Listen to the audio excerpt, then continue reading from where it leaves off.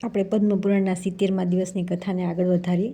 ઓમ નમો વાસુદેવાય આ મંત્રનો 108 વાર જપ કરવા તથા તે ષડાક્ષર મંત્રના અંતમાં સ્વાહાય પદ જોડીને તે બોલી તલ, ઘી, ભાત અને જવ વગેરેથી અગ્નિમાં હવન કરો. સાયંકાળે સંધ્યોપાસના કરીને ભગવાન ગરુડધ્વજને પ્રણામ કરવા અને પૂર્વવત ષડાક્ષર મંત્રના જપ કરીને પૃથ્વી પર સૂઈ જવું. આ બધી વિધિઓનું 5 દિવસ સુધી પાલન કરવું. એકાદશીએ સનાતન પ્રભુ ઋષિકેશનું પૂજન કરીને થોડું ગોબર ખાઈને ઉપવાસ કરો. પછી દ્વાદશીએ વ્રતી પુરુષે ભૂમિ પર બેસીને મંત્રોચ્ચારની સાથે ગોમંત્રનું પાન કરવું. ત્રયોદશીએ માત્ર દૂધ પીવું. ચતુર્દશીએ દહીં લેવું. આ પ્રમાણે શરીરની શુદ્ધિ માટે 4 દિવસ નિરાહાર રહીને 5મા દિવસે સ્નાન કર્યા પછી વિધિપૂર્વક ભગવાન કેશવનું પૂજન કરવું અને ભક્તિ સાથે બ્રાહ્મણોને ભોજન કરાવી તેમને દક્ષિણા આપી પાપ બુદ્ધિનો પરિત્યાગ કરીને બુદ્ધિમાન પુરુષે બ્રહ્મચર્યનું પાલન કરવું. શાકાહાર અથવા મુનિઓનું અન્ન તિનીના ચોખાથી આ પ્રમાણે નિર્વાહ કરી વ્રતીએ શ્રીકૃષ્ણના પૂજનમાં સંલગ્ન રહેવું. ત્યાર પછી રાત્રે પ્રથમ પંચગવ્યનું પાન કરીને પછી અન્નનું ભોજન કરવું. આ પ્રમાણે યોગ્ય રીતે વ્રત કરવાથી મનુષ્ય શાસ્ત્રોક્ત ફળનો ભાગી થાય છે. આ ભીષ્મ વ્રતનું અનુષ્ઠાન કરવાથી મનુષ્ય પરમપદને પ્રાપ્ત થાય છે.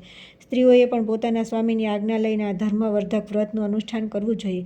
વિધવાઓએ પણ મોક્ષ, સુખની વૃદ્ધિ, સંપૂર્ણ કામનાઓની પૂર્તિ તથા પુણ્યની પ્રાપ્તિને માટે આ વ્રતનું પાલન કરવું. ભગવાન વિષ્ણુના ચિંતનમાં લાગ્યા રહીને દરરોજ બલિવેશ્વદેવ પણ કરવો જોઈએ. આ આરોગ્ય અને પુત્ર પ્રદાન કરનાર તથા મહાપાતકોનું નાશક છે. એકાદશીથી પૂર્ણિમા સુધીનું આ જે વ્રત છે તે આ પૃથ્વી પર ભીષ્મ પંચક નામે વિખ્યાત છે. ભોજનપરાયણ પુરુષને માટે આ વ્રતનો નિષેધ છે. આ વ્રતનું પાલન કરવાથી ભગવાન વિષ્ણુ શુભ ફળ પ્રદાન કરે છે. મહાદેવજી કહે છે કે મોક્ષદાયક શાસ્ત્ર અનધિકારીની સામે કહેવા યોગ્ય નથી. જે મનુષ્ય આનું શ્રવણ કરે છે તે મોક્ષને પ્રાપ્ત થાય છે. હે કાર્તિકેય, આ વ્રતને યત્નપૂર્વક ગુપ્ત રાખવું જોઈએ. જે ત્યાગી મનુષ્ય છે તે પણ જે આ વ્રતનું અનુષ્ઠાન કરે તો તેમના પુણ્યની ગણતરી કરવામાં હું સમર્થ નથી. આ પ્રમાણે કાર્તિક માસનું જે પણ ફળ છે તે બધું મેં જણાવી દીધું. ભગવાન શ્રી કૃષ્ણ કહે છે કે દેવ ભગવાન શંકરે પુત્રની મંગલ કામનાથી આ વ્રત તેને કહ્યું હતું. પિતાના વચન સાંભળીને કાર્તિકેય આનંદિત થઈ ગયા. જે મનુષ્ય ભક્તિપૂર્વક આ કાર્તિક મહાત્મ્યનો પાઠ કરે, સાંભળીને હૃદયમાં ધારણ કરે, તે સર્વ પાપોથી મુક્ત થઈને ભગવાન વિષ્ણુના લોકમાં જાય છે. આ મહાત્મ્યનું શ્રવણ કરવા માત્રથી ધન, ધાન્ય, યશ, પુત્ર, આયુ અને આરોગ્યની પ્રાપ્તિ થાય છે. ત્યાર પછી આવે છે ભક્તિનું સ્વરૂપ, શાલિગ્રામ શિલાનો મહિમા તથા વૈષ્ણવ પુરુષોનું મહાત્મ્ય. પાર્વતીજીએ પૂછ્યું કે હે પ્રભુ, હે વિશ્વેશ્વર, શ્રેષ્ઠ ભક્તિનું સ્વરૂપ શું છે જે જાણવા માત્રથી મનુષ્યને સુખ પ્રાપ્ત થાય છે? મહાદેવજી બોલ્યા કે હે દેવી, ભક્તિના 3 પ્રકાર છે: સાત્વિકી, રાજસી અને તામસી. આ 3માં સાત્વિકી ઉત્તમ, રાજસી મધ્યમ અને તામસી કનિષ્ઠ છે. મોક્ષરૂપી ફળની ઈચ્છા રાખનાર પુરુષે શ્રીહરિની ઉત્તમ ભક્તિ કરવી જોઈએ. અહંકારને લઈને અથવા બીજાઓને દેખાડવા માટે અથવા ઈર્ષ્યાવશ કે બીજાનું અહિત કરવા માટે કોઈ દેવતાની ભક્તિ કરવામાં આવે છે તે તામસી ભક્તિ છે. જે વિષયની કામનાથી અથવા યશ અને ઐશ્વર્યની પ્રાપ્તિ માટે ભગવાનની પૂજા કરે છે એની ભક્તિ રાજસી માનવામાં આવે છે. જ્ઞાની બ્રાહ્મણોએ કર્મબંધનનો નાશ કરવા માટે શ્રી વિષ્ણુ પ્રત્યે આત્મસમર્પણની બુદ્ધિ રાખવી જોઈએ. આ જ સાત્વિકી ભક્તિ છે. તેમાં હે દેવી સદા સર્વ પ્રકારે શ્રીહરિનું સેવન કરવું જોઈએ. તામસ ભાવથી તામસ, રાજસથી રાજસ અને સાત્વિકથી સાત્વિક ગતિ પ્રાપ્ત થાય છે. ભગવાન ગોવિંદમાં ભક્તિ રાખનાર પુરુષોને સમસ્ત દેવતાઓ પ્રસન્નતાપૂર્વક શાંતિ આપે છે. બ્રહ્મા વગેરે દેવેશ્વરો તેમનું મંગલ કરે છે અને મુખ્ય મુનીશ્વરો તેમને કલ્યાણ પ્રદાન કરે છે. જે ભગવાન ગોવિંદમાં ભક્તિ ધરાવે છે તેમના માટે ભૂત પિશાચો સહિત સમસ્ત ગ્રહ શુભ થઈ જાય છે. બ્રહ્મા વગેરે દેવતાઓ તેમના પર પ્રસન્ન થાય છે તથા તેમના ઘરોમાં લક્ષ્મી સદા સ્થિર રહે છે. ભગવાન ગોવિંદમાં ભક્તિ રાખવાવાળા માનવોના શરીરમાં સદા ગંગા, ગયા, નૈમિષારણ્ય, કાશી, પ્રયાગ અને કુરુક્ષેત્ર વગેરે તીર્થો નિવાસ કરે છે. આ પ્રમાણે વિદ્વાન પુરુષે ભગવતી લક્ષ્મી સહિત ભગવાન વિષ્ણુની આરાધના કરવી. જે આ પ્રમાણે છે તે બ્રાહ્મણ સદા કૃતકૃત્ય થઈ જાય છે. હે પાર્વતી, ક્ષત્રિય, વૈશ્ય અથવા શૂદ્ર પણ કેમ ન હોય, જે ભગવાન વિષ્ણુની વિશેષ રૂપે ભક્તિ કરે છે તે નિસંદેહ મુક્ત થઈ જાય છે. પાર્વતીજીએ પૂછ્યું કે હે સુરેશ્વર, આ પૃથ્વી પર શાલિગ્રામ શિલાની વિશુદ્ધ મૂર્તિઓ બહુ છે. તેમનામાં કેટલી મૂર્તિઓને પૂજામાં ગ્રહણ કરવી જોઈએ? શ્રી મહાદેવજી બોલ્યા કે હે દેવી, જ્યાં શાલિગ્રામ શિલાની કલ્યાણમય મૂર્તિ સદા બિરાજમાન રહે છે તે ઘરને વેદોમાં બધા તીર્થોમાં શ્રેષ્ઠ બતાવવામાં આવ્યું છે. બ્રાહ્મણોએ 5, ક્ષત્રિયો 4, વૈશ્યોએ 3 અને શૂદ્રોએ 1 જ શાલિગ્રામ મૂર્તિની યત્નપૂર્વક પૂજા કરવી જોઈએ. આ પ્રમાણે કરવાથી તેઓ આ લોકમાં સમસ્ત ભોગોનો ઉપભોગ કરીને અંતમાં ભગવાન વિષ્ણુના પરમધામમાં જાય છે. આ શાલિગ્રામ શિલા ભગવાનના સૌથી મોટી મૂર્તિ છે જે પૂજન કરવાથી સદા પાપોનો નાશ કરનાર અને મોક્ષરૂપી ફળ આપનારી છે. જ્યાં શાલિગ્રામ શિલા બિરાજે છે ત્યાં ગંગા, યમુના, ગોદાવરી અને સરસ્વતી બધા તીર્થોનો નિવાસ છે. તેથી મુક્તિની ઈચ્છા રાખનાર પુરુષે એનું વિધિપૂર્વક પૂજન કરવું જોઈએ. હે દેવેશ્વરી, જે ભક્તિભાવથી જનાર્દનનું પૂજન કરે છે તેમના દર્શન કરીને બ્રહ્મહત્યારો પણ શુદ્ધ થઈ જાય છે. પિતૃઓ સદા આ વાત જ કર્યા કરે છે કે અમારા કુળમાં કોઈ વૈષ્ણવ પુત્ર ઉત્પન્ન થાય જે અમારો ઉદ્ધાર કરીને અમને વિષ્ણુધામમાં પહોંચાડી શકે. તે દિવસ જ ધન્ય છે જેમાં ભગવાન વિષ્ણુનું પૂજન થાય છે અને તે પુરુષની માતા બંધુ બાંધવ તથા પિતા ધન્ય છે જે શ્રી વિષ્ણુની પૂજા કરે છે. જે લોકો ભગવાન વિષ્ણુની ભક્તિમાં તત્પર રહે છે તે બધાને પરમ ધન્ય સમજવા જોઈએ. વૈષ્ણવ પુરુષોના દર્શન માત્રથી જેટલા પણ ઉપાતક છે, મહાપાતક છે, તે બધાનો નાશ થઈ જાય છે. ભગવાન વિષ્ણુની પૂજામાં સંલગ્ન રહેવાવાળા મનુષ્ય અગ્નિ જેવા તેજસ્વી દેખાય છે. તેઓ વાદળોના આવરણથી મુક્ત ચંદ્રમાની જેમ બધા પાપોથી મુક્ત થઈ જાય છે. વૈષ્ણવોના પૂજનથી મોટા મોટા પાપ નષ્ટ થઈ જાય છે. આદ્ર સ્વેચ્છાથી કરેલું પાપ, શુષ્ક અનિચ્છાથી કરેલું પાપ, લઘુ અને સ્થૂળ મન, વાણી અને શરીર દ્વારા કરેલું પ્રમાદથી થનારું તથા જાણીને અજાણતા કરવામાં આવેલું જે પાપ છે તે બધું વૈષ્ણવો સાથે વાર્તાલાપ કરવાથી નષ્ટ થઈ જાય છે. સાધુ પુરુષોના દર્શનથી પાપહીન પુરુષ સ્વર્ગમાં જાય છે અને પાપી મનુષ્ય પાપ રહિત થઈને શુદ્ધ થઈ જાય છે. આ તદ્દન સાચી વાત છે. ભગવાન વિષ્ણુનો ભક્ત પવિત્રને પણ પવિત્ર કરનારો તથા સંસારરૂપી કીચડના ડાઘને ધોઈ નાખવામાં દક્ષ હોય છે, એમાં જરાય સંદેહ નથી. જે વિષ્ણુ ભક્ત દરરોજ ભગવાન મધુસૂદનનું સ્મરણ કરે છે તેમને વિષ્ણુમય સમજવા જોઈએ. તેમના વિષ્ણુરૂપ હોવામાં જરાય સંદેહ નથી. ભગવાનના શ્રી વિગ્રહનો વર્ણન નૂતન મેઘનો નીલ ઘટા જેવો શ્યામ સુંદર છે. નેત્ર કમળ જેવા વિકસિત અને વિશાળ છે. તેમણે પોતાના હાથોમાં શંખ, ચક્ર, ગદા અને પદ્મ ધારણ કરેલા છે. શરીર પર પીતાંબર શોભી રહ્યું છે. વક્ષસ્થળ કૌસ્તુભમણીથી પ્રકાશિત થઈ રહ્યું છે. શ્રીહરિએ ગળામાં વનમાળા ધારણ કરેલી છે. કુંડળોની દિવ્ય જ્યોતિથી તેમના ગાલ અને મુખની કાંતિ બહુ વધી ગઈ છે. મુગટથી મસ્તક શોભશોભિત છે. હાથોમાં કંકણ, ભુજાઓમાં બાજુબંધ અને ચરણોમાં નૂપુર શોભી રહ્યા છે. મુખ કમળ પ્રસન્નતાથી ખીલેલું છે. 4 ભુજાઓ છે અને સાથે ભગવતી લક્ષ્મીજી બિરાજમાન છે. હે પાર્વતી, જે બ્રાહ્મણ ભક્તિભાવથી મુક્ત થઈને યુગ આ પ્રમાણે જે વિષ્ણુની ધ્યાન કરે છે તે સાક્ષાત શ્રી વિષ્ણુ સ્વરૂપ છે. તે જ વાસ્તવમાં વૈષ્ણવ છે, એમાં જરા પણ સંદેહ નથી. હે દેવેશ્વરી, તેમના માત્ર દર્શન કરવાથી, તેમના પ્રતિ ભક્તિ રાખવાથી, તેમને ભોજન કરાવવાથી તથા તેમની પૂજા કરવાથી વૈકુંઠધામની પ્રાપ્તિ અવશ્ય થાય છે. ત્યાર પછી આવે છે ભગવત સ્મરણનો પ્રકાર, ભક્તિની મહત્તા, ભાગવત તત્વનું જ્ઞાન, પ્રારબ્ધ કર્મની પ્રબળતા તથા ભક્તિયોગનો ઉત્કર્ષ. શ્રી પાર્વતીજીએ પૂછ્યું કે હે પ્રભુ, અવિનાશી ભગવાન વસુદેવનું સ્મરણ કઈ રીતે કરવું જોઈએ? મહાદેવજી બોલ્યા કે હે દેવેશ્વરી, હું વાસ્તવિક રૂપે ભગવાનના સ્વરૂપનો સાક્ષાત્કાર કરીને નિરંતર તેમનું સ્મરણ કરતો રહું છું. જેમ તુષાતુર મનુષ્ય બહુ વ્યાકુળતા સાથે પાણીને યાદ કરે છે તે પ્રમાણે હું પણ વ્યાકુળ થઈને શ્રી વિષ્ણુનું સ્મરણ કરું છું. જે પ્રમાણે ઠંડીથી પરેશાન લોકો અગ્નિનું સ્મરણ કરે છે તે જ પ્રમાણે દેવતા, પિતર, ઋષિ અને મનુષ્ય નિરંતર ભગવાનનું ચિંતન કરતા રહે છે. જેમ પતિવ્રતા સ્ત્રી સદા પતિને યાદ કર્યા કરે છે, ભયભીત મનુષ્ય કોઈ નિર્ભય આશ્રયને શોધે છે, ધનનો લોભી જેમ ધનનું ચિંતન કરે છે અને પુત્રની ઈચ્છા રાખનાર મનુષ્ય જેમ પુત્રને માટે લલાયિત રહે છે, તે જ પ્રમાણે હું શ્રી વિષ્ણુનું સ્મરણ કરું છું. જેમ હંસ, મનસરોવર, ઋષિ ભગવાનના સ્મરણને, વૈષ્ણવ ભક્તિને, પશુ લીલા, લીલા ઘાસને અને સાધુ પુરુષ ધર્મને ચાહે છે, તે જ પ્રમાણે હું વિષ્ણુનું ચિંતન કરું છું. જેમ સમસ્ત પ્રાણીઓને આત્માનું આશ્રયભૂત આ શરીર પ્રિય છે, જેમ જીવ અધિક આયુષ્યની અભિલાષા રાખે છે, જેમ ભ્રમરો પુષ્પકને, ચક્રવાક સૂર્યને અને પરમાત્મા પ્રેમીજનો ભક્તિને ચાહે છે, તે જ પ્રમાણે હું પણ શ્રી વિષ્ણુનું સ્મરણ કરું છું. જેમ અંધકારથી પરેશાન લોકો પ્રકાશ ઈચ્છે છે, તે જ પ્રમાણે સાધુ પુરુષ આ જગતમાં કેવળ ભગવાનના સ્મરણની ઈચ્છા રાખે છે.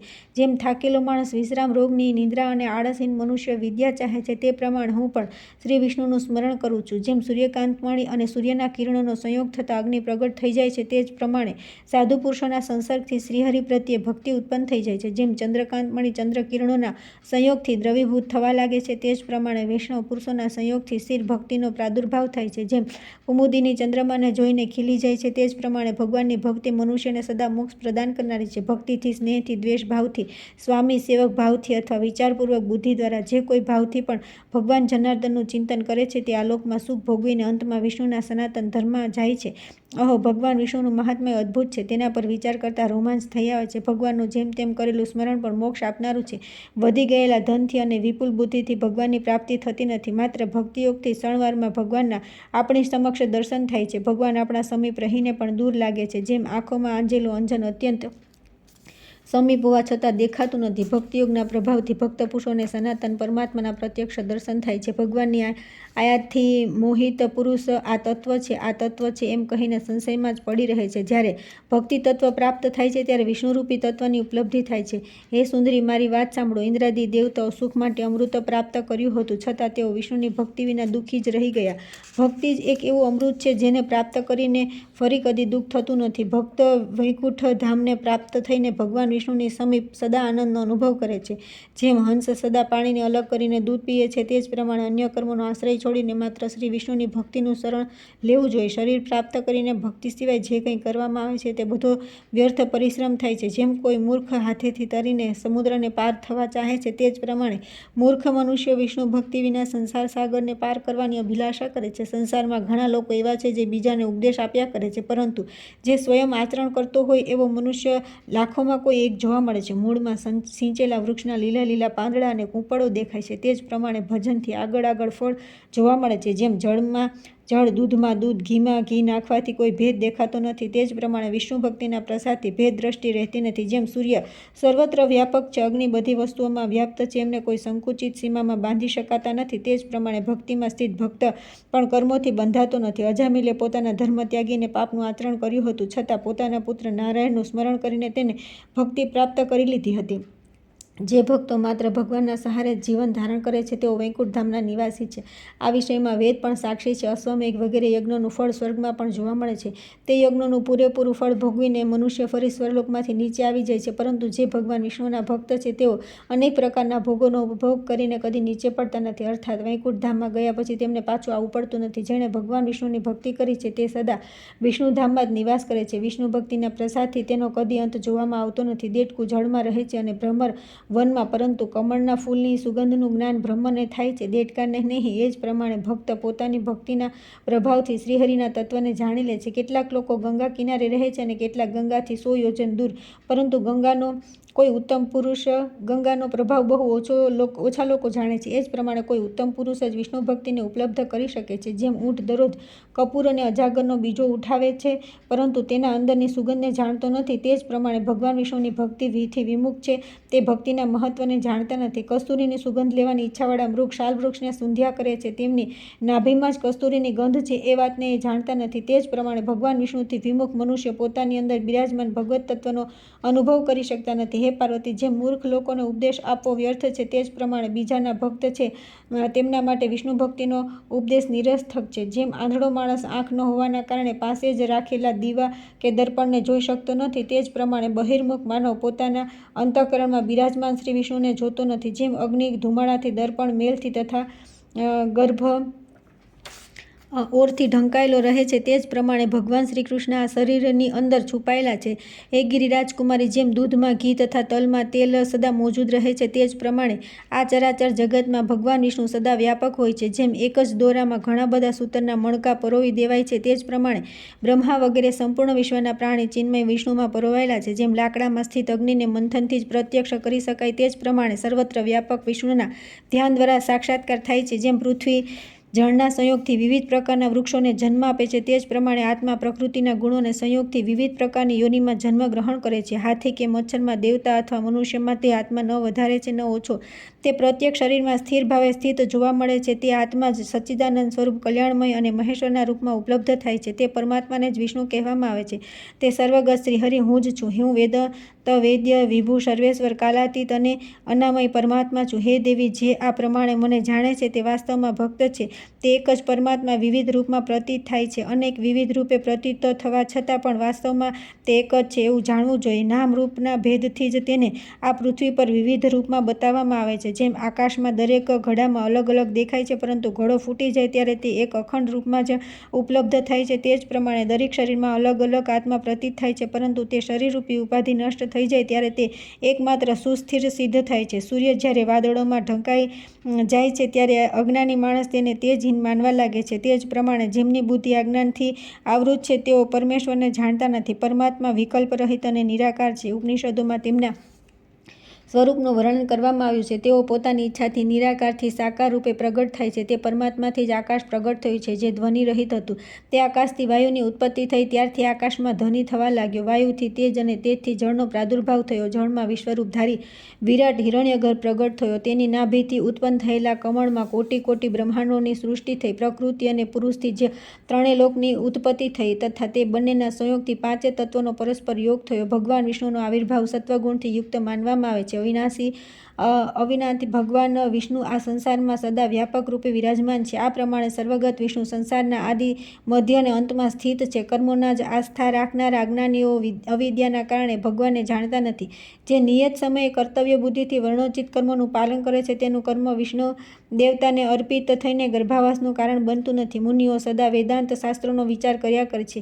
આ બ્રહ્મજ્ઞાન છે જેને હું તમારી સમક્ષ વર્ણન કરી રહ્યો છું. શુભ અને અશુભની પ્રવૃત્તિમાં મનને જ કારણ માનવું જોઈએ. મન શુદ્ધ હોય તો બધું શુદ્ધ થઈ જાય છે અને ત્યારે જ સનાતન બ્રહ્મનો સાક્ષાત્કાર થાય છે. મન સદા આપણો બંધુ છે અને મન જ શત્રુ છે. મનથી જ કેટલાય તરી ગયા અને કેટલાય ડૂબી ગયા. બહારથી કર્મનું આચરણ કરતા રહીને પણ અંતરથી અનાક્ત રહેવું. આ પ્રમાણે કર્મ કરીને પણ મનુષ્ય તેનાથી લિપ્ત થતો નથી. જેમ કમળનું પાન પાણીમાં રહેવા છતાં પણ તેનાથી લેશ માત્ર લિપ્ત થતું નથી. જ્યારે ભક્તિરસનું જ્ઞાન થઈ જાય ત્યારે મુક્તિ પણ ફીકી લાગે છે. ભક્તિ દ્વારા ભગવાન વિષ્ણુની પ્રાપ્તિ થાય છે. તે સદાના માટે સુલભ થઈ જાય છે. વેદાંત વિચારથી માત્ર જ્ઞાન પ્રાપ્ત થાય છે અને જ્ઞાનથી જ્ઞેય સંપૂર્ણ વસ્તુઓમાં ભાવની શુદ્ધિ જ પ્રશંસા કરવામાં આવે છે. જેવો ભાવ હોય તેવું ફળ મળે છે. જેવી બુદ્ધિ હોય છે તે જગતને તેવું સમજે છે. વૈકુંઠનાથને છોડીને ભક્ત પુરુષને બીજો માર્ગમાં કઈ રીતે રૂચે? ભક્તિ ન હોય તો તે 4 વેદ ભણે તો પણ શોલા. ભક્તિવાળો ચાંડાળ હોય તો પણ તે દેવતાઓ દ્વારા પૂજાય છે. જે સમયે શ્રીહરિના સ્મરણથી પ્રસન્નતા થઈ જાય અને નેત્રોમાંથી આનંદના અશ્રુ વહેવા લાગે તે સમયે મુક્તિ દાસી બની જાય છે. વાણી દ્વારા કરેલા પાપનું ભગવાનના કીર્તનથી અને મન દ્વારા કરેલા પાપ તેમના સ્મરણથી નાશ થઈ જાય છે. બ્રહ્માજીએ બધા વર્ણો ઉત્પન્ન કર્યા અને તેમને પોતપોતાના ધર્મમાં લગાવી દીધા. પોતાના ધર્મના પાલનથી પ્રાપ્ત થયેલું ધન વિશુદ્ધ ધન કહેવાય છે. શુદ્ધ ધનથી શ્રદ્ધાપૂર્વક જે દાન આપવામાં આવે છે તેમાં થોડા દાનથી પણ મહાન પુણ્ય થાય છે. તે પુણ્યની ગણતરી થઈ શકતી નથી. નીચ પુરુષોના સંગથી જે ધન આવતું હોય તે ધનથી મનુષ્ય દ્વારા જે દાન આપવામાં આવે છે તેનું કોઈ ફળ મળતું નથી. તે દાનથી તે મનુષ્ય પુણ્યના ભાગી થતા નથી. જે ઇન્દ્રિયોને તૃપ્ત કરવાના ઉદ્દેશથી કર્મ કરે છે તે અજ્ઞાની પુરુષો પોતાના કર્મ અનુસાર યોનિમાં જન્મ લે છે. મનુષ્ય આ લોકમાં જે કર્મ કરે છે તેને પરલોકમાં ભોગવવું પડે છે.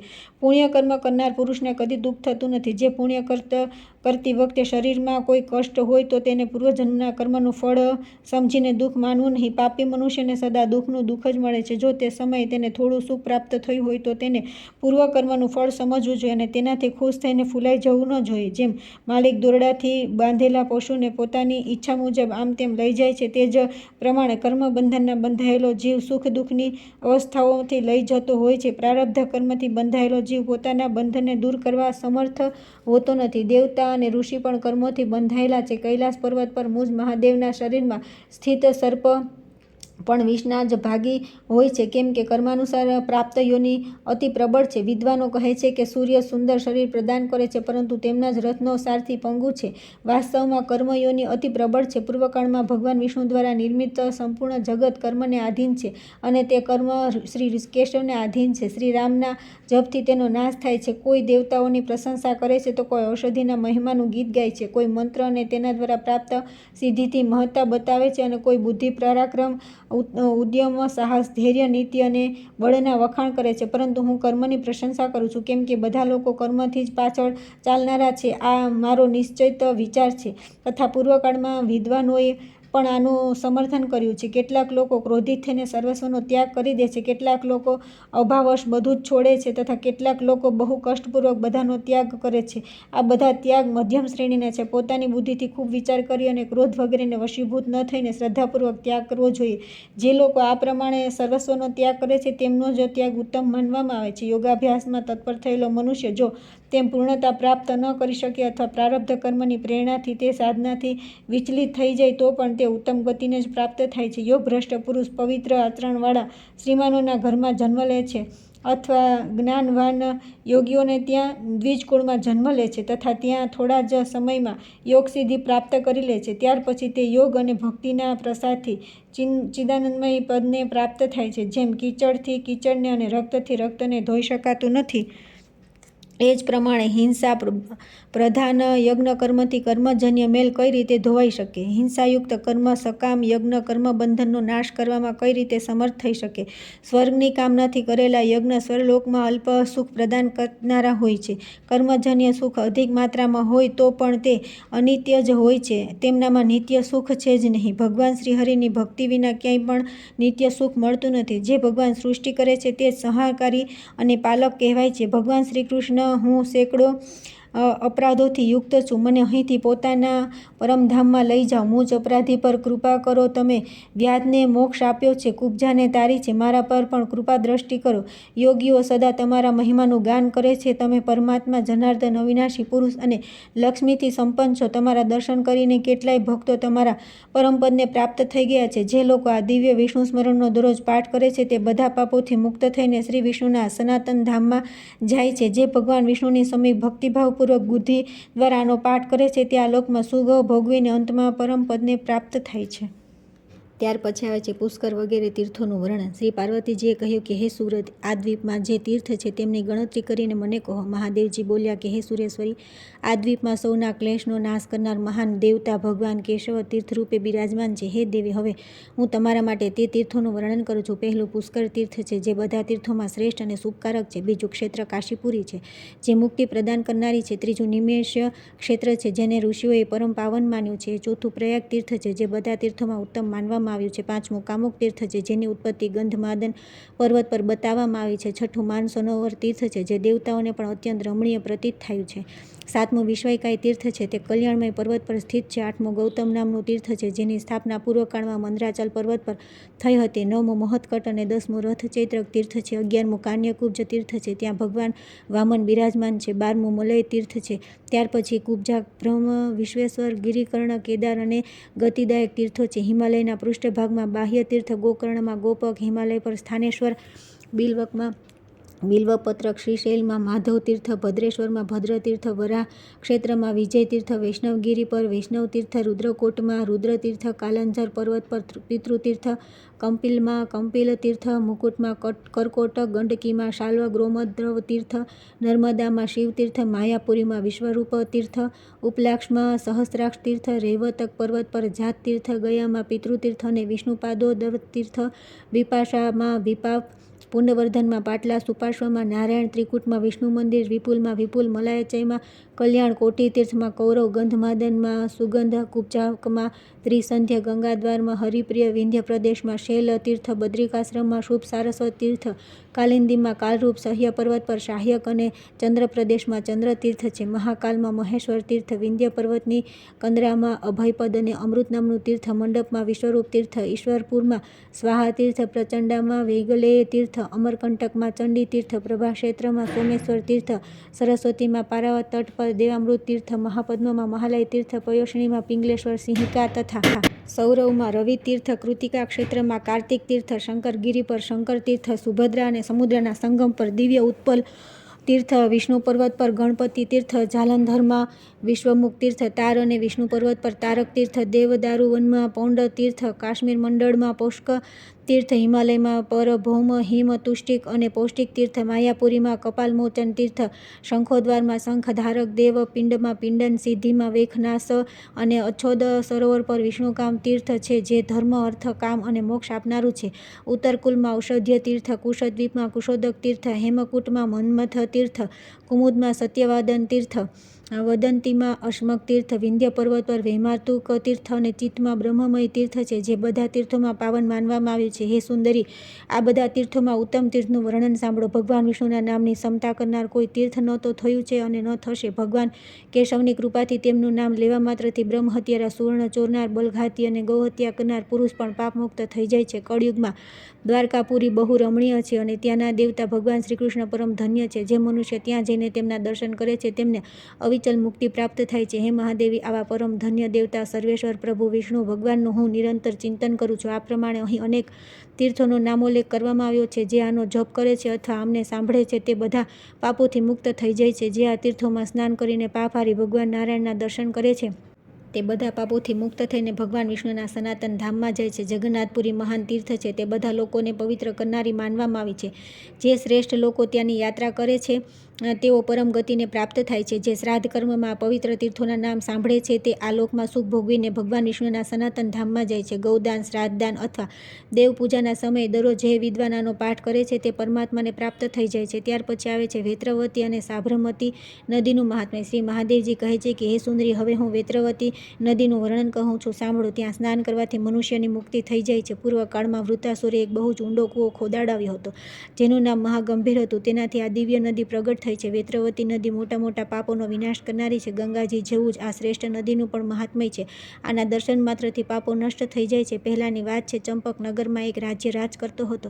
તે અતિ દુષ્ટ અને પ્રજાને પરેશાન કરનારો હતો. નીચ અધર્મનું મૂર્તિમાન સ્વરૂપ હતો. તે નિરંતર ભગવાન વિષ્ણુની નિંદા કરતો, દેવતાઓ અને બ્રાહ્મણોના અહિતમાં તત્પર રહેતો તથા આશ્રમોને કલંકિત કર્યા કરતો હતો. તે મૂર્ખ, વેદોની નિંદામાં જ પ્રવૃત્ત રહેનારો, નિર્દયી, શઠ, અસત, શાસ્ત્રોમાં અનુરાગ રાખનારો અને પરાઈ સ્ત્રીઓને દૂષિત કરનારો હતો. તેનું નામ વિદારુણ હતું. તે અતિ પાપી હતો. મહાન પાપ અને બ્રાહ્મણોની નિંદા કરવાના કારણે રાજા વિદારુણ કોઢી થઈ ગયો હતો. એક દિવસ દેવયોગથી તે શિકાર કરતો તે નદીના કિનારે આવી પહોંચ્યો. તે સમયે તે બહુ તૃષાતુર હતો.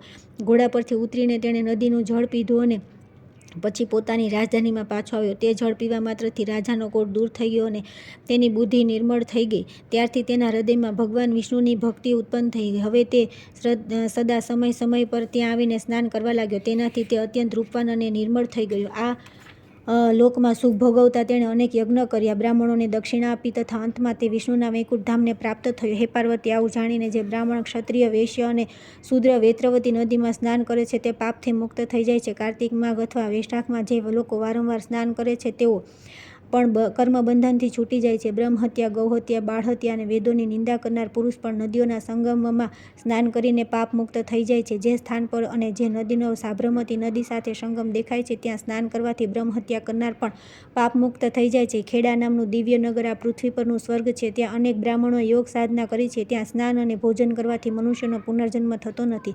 હે પાર્વતી, કળયુગમાં વેત્રવતી નદીને બીજી ગંગા જેવી માનવામાં આવી છે. જે લોકો સુખ, ધન અને સ્વર્ગની અભિલાષા રાખે છે તે વેત્રવતીમાં વારંવાર સ્નાન કરવાથી આ લોકમાં સુખ ભોગવીને અંતમાં વિષ્ણુના સનાતન ધામમાં જાય છે. સૂર્યવંશ અને ચંદ્રવંશમાં ઉત્પન્ન ક્ષત્રિયો વેત્રવતીના તટ પર આવીને સ્નાન કરીને પરમ શાંતિ પ્રાપ્ત કરી ચૂક્યા છે. આ નદી દર્શનથી, દુઃખ અને સ્પર્શથી માનસિક પાપનો નાશ કરે છે. આ નદીમાં સ્નાન અને જળપાન કરનાર મનુષ્ય નિઃસંદેહ મોક્ષ પ્રાપ્ત કરે છે. અહીં સ્નાન, જપ તથા હોમ કરવાથી અક્ષય ફળની પ્રાપ્તિ થાય છે. વારાણસી ક્ષેત્રમાં જઈને જે ભક્તિપૂર્વક ચાંદ્રાયણ વ્રતનું અનુષ્ઠાન કરે છે અને ત્યાં તેને જે પુણ્યની પ્રાપ્તિ થાય છે તે જ ફળ તેને વેત્રવતી નદીમાં સ્નાન કરવા માત્રથી મળી જાય છે. જો વેત્રવતી નદીમાં કોઈનું મૃત્યુ થઈ જાય તો તે ચતુર્ભુજ રૂપ થઈને વિષ્ણુના પરમપદને પ્રાપ્ત થાય છે. પૃથ્વી પર જે તીર્થ દેવતા અને પિતર છે તે બધા વેત્રવતીમાં વાસ કરે છે. હે મહેશ્વરી, હું વિષ્ણુ, બ્રહ્મા અને દેવતાઓ તથા મહર્ષિઓ બધા જ વેત્રવતીમાં બિરાજમાન રહ્યા છીએ. જે 1, 2 અથવા 3 સમય વેત્રવતી નદીમાં સ્નાન કરે છે તે અવશ્ય મુક્ત થઈ જાય છે. હે દેવી, હવે હું સાબરમતી નદીના મહાત્મ્યનું યથાવત વર્ણન કરું છું. મુનિશ્રેષ્ઠ કશ્યપે આના માટે ભારે તપસ્યા કરી હતી. એક દિવસની વાત છે. મહર્ષિ કશ્યપ નૈમિષારણ્યમાં ગયા. ત્યાં ઋષિઓની સાથે તેમણે ઘણા સમય સુધી વાર્તાલાપ કર્યો. તે સમયે ઋષિઓએ કહ્યું કે કશ્યપજી, તમે અમારા લોકોની પ્રસન્નતા માટે અહીં ગંગાજીને લઈ આવો. પ્રભુ, તે સરિતાઓમાં શ્રેષ્ઠ ગંગા તમારા નામે પ્રસિદ્ધ થશે. તે મહર્ષિઓની વાત સાંભળીને કશ્યપજીએ તેમને પ્રણામ કર્યા અને ત્યાંથી તેઓ આબુના જંગલમાં સરસ્વતી નદીના સમીપ આવ્યા. ત્યાં તેમણે અત્યંત તપસ્યા કરી. તેઓ મારી જ આરાધના કરતા હતા. તે સમયે મેં તેમને પ્રત્યક્ષ દર્શન આપ્યા અને કહ્યું કે વિપ્રવર, તમારું કલ્યાણ થાઓ. તમે મારી પાસે મનોવાંછિત વર માગો. કશ્યપે કહ્યું કે હે દેવદેવ, હે જગતપતિ, હે મહાદેવ, તમે વરદાન આપવા સમર્થ છો. તમારા મસ્તક પર જે પરમ પવિત્ર પાપહારી ગંગા સ્થિત છે તેમને વિશેષ કૃપા કરી મને આપો. તમને નમસ્કાર છે. હે પાર્વતી, તે સમયે મહર્ષિ કશ્યપને કહ્યું કે હે દ્વિજશ્રેષ્ઠ, લો તમારું વરદાન. આમ કહીને મેં મારા મસ્તકથી એક જટા ઉખાડીને તેની સાથે તેમને ગંગા આપ્યા. ગંગાજીને લઈને દ્વિજશ્રેષ્ઠ કશ્યપ પ્રસન્નતા સાથે પોતાના સ્થાને ચાલ્યા ગયા. હે ગિરિજે, પૂર્વકાળમાં વિષ્ણુલોકની ઈચ્છા રાખનાર રાજા ભગીરથે મને ગંગાજીને માટે યાચના કરી હતી. તે સમયે પણ મેં ગંગાજીને સમર્પિત કર્યા હતા. ત્યાર પછી ફરી ઋષિઓના કહેવાથી કશ્યપજીને ગંગાજી આપ્યા. આ કશ્યપી ગંગા સમસ્ત રોગ અને દોષોનું અપહરણ કરનારી છે. હે સુંદરી, જુદા જુદા યુગોમાં ગંગાસાગરમાં જે નામે વિખ્યાત થાય છે તેમનું યથાર્થ વર્ણન કરું છું. સાંભળો. સતયુગમાં કૃતવતી, ત્રેતામાં ગિરિકર્ણિકા, દ્વાપરમાં ચંદના અને કળયુગમાં આનું નામ સાબરમતી થાય છે. જે મનુષ્ય દરરોજ અહીં ખાસ સ્નાન કરવા માટે આવે છે તે બધા પાપ મુક્ત થઈને ભગવાન વિષ્ણુના સનાતન ધામમાં જાય છે. પ્લક્ષાવતરણ તીર્થમાં, સરસ્વતી નદીમાં, કેદાર ક્ષેત્રમાં તથા કુરુક્ષેત્રમાં સ્નાન કરવાથી જે ફળ મળે છે તે ફળ સાબરમતીમાં નિત્ય સ્નાન કરવાથી દરરોજ પ્રાપ્ત થાય છે. માઘ માસમાં પ્રયાગ તીર્થમાં પ્રાતઃકાળે સ્નાન કરવાથી જે ફળ મળે છે. કાર્તિકની પૂર્ણિમાએ કૃતિકા યોગ આવે ત્યારે શ્રીશૈલમાં ભગવાન માધવની સામે જે ફળની પ્રાપ્તિ થાય છે તે સાબરમતી નદીમાં ડૂબકી મારવા માત્રથી પ્રાપ્ત થઈ જાય છે. હે દેવી, આ નદી સર્વશ્રેષ્ઠ અને સંપૂર્ણ જગતમાં પાવન છે. એટલું જ નહીં, આ પવિત્ર અને પાપનાશીની હોવાના કારણે ધન્ય છે. હે દેવેશ્વરી, પિતૃતીર્થ તથા તીર્થો સહિત પ્રયાગ, માધવ સહિત ભગવાન વેટેશ્વર, દશાશ્વમેઘ તીર્થ તથા ગંગા દ્વારા આ બધા મારી આજ્ઞાથી સાબરમતી નદીમાં નિવાસ કરે છે. નંદા, લલિતા, સપ્તધારક, ચિત્રપદ, ભગવાન શંકરનો નિવાસ એવું કેદાર તીર્થ, સર્વ તીર્થમય ગંગા સાગર, શતદ્રુથી ભરેલ કુંડમાં બ્રહ્મસર તીર્થ તથા નૈમિષિક તીર્થ પણ મારી આજ્ઞાથી સાબરમતીમાં નિવાસ કરે છે. શ્વેતા, બલકલીની, હરિણમયી, હૈસ્મતી તથા સાગરગામિની નદી બત્રધ્વની આ બધા પિતરોને અત્યંત પ્રિય તથા શ્રાદ્ધનું કોટિગણું ફળ આપનારી છે. અહીં પુત્રોએ પિતરોના હિતને માટે પિંડદાન કરવું જોઈએ. જે મનુષ્ય ત્યાં સ્નાન અને દાન કરે છે તે આ લોકમાં સુખ ભોગવીને અંતમાં ભગવાન વિષ્ણુના ધામમાં જાય છે. નીલકંઠ તીર્થ, નંદ હદ તીર્થ, રુહદ તીર્થ, પુણ્યમય રુદ્રહાલ તીર્થ અને નદીઓ અવ્યક્ત રૂપે સાબરમતી નદીમાં વહે છે. ધૌમ તીર્થ, મિત્રપદ, વૈજાનર, દુષાદી, ક્ષિપ્રા નદી, મહાકાલ તીર્થ, કાલંજર પર્વત, ગંગોદ્ભૂત તીર્થ, હરેદ્વૈત તીર્થ, નર્મદા નદી તથા ઓમકાર તીર્થ આ ગંગામાં પિંડદાન કરવા જેટલું ફળ આપનારા છે એવું મનીષી પુરુષોનું કથન છે. ઉક્ત બધા તીર્થ બ્રહ્મતીર્થ કહેવાય છે. બ્રહ્મ વગેરે દેવતાઓએ આ બધા તીર્થોને સાબરમતીના ઉત્તર તટ પર ગુપ્ત રૂપે સ્થાપિત કરી રાખ્યા છે. હે મહેશ્વરી, આ બધા તીર્થના સ્મરણ માત્રથી લોકોના પાપોનો નાશ કરવાવાળા છે. પછી જ્યાં શ્રાદ્ધ કરે છે તેમના માટે તો કહેવાનું શું. ઓમકાર તીર્થ, પિતૃતીર્થ, કાવેરી નદી, કપિલાનું જળ, ચંડવેગાનો સાબરમતી સાથે સંગમ તથા અમરકંટક આ તીર્થોમાં સ્નાન વગેરે કરવાથી કુરુક્ષેત્રની અપેક્ષા 100 ગણું પુણ્ય થાય છે. સાબરમતી અને વાત્રધ્વની નદીનો જ્યાં સંગમ થયો છે ત્યાં ગણેશ વગેરે દેવતાઓએ તીર્થ સંઘની સ્થાપના કરી છે. આ પ્રમાણે મેં અહીં સંક્ષેપમાં સાબરમતી નદીના તીર્થોનું સંગમન વર્ણન કર્યું છે. વિસ્તાર સાથે તેમનું વર્ણન કરવા તો બૃહસ્પતિ પણ સમર્થ નથી. તેથી આ તીર્થમાં પ્રયત્નપૂર્વક સ્નાન કરવું જોઈએ. સવારે 3 મુહૂર્તનો સમય પ્રાતઃકાળ કહેવાય છે. ત્યારબાદ 3 મુહૂર્ત સુધી પૃહાત તથા સંગવ કાળ હોય છે. આ બંને સમયે તીર્થમાં કરેલું સ્નાન દેવતાઓને પ્રીતિદાયક છે. ત્યારબાદ 3 મુહૂર્ત સુધી મધ્યાહન છે. આગળની કથા આવતીકાલે કરીશું.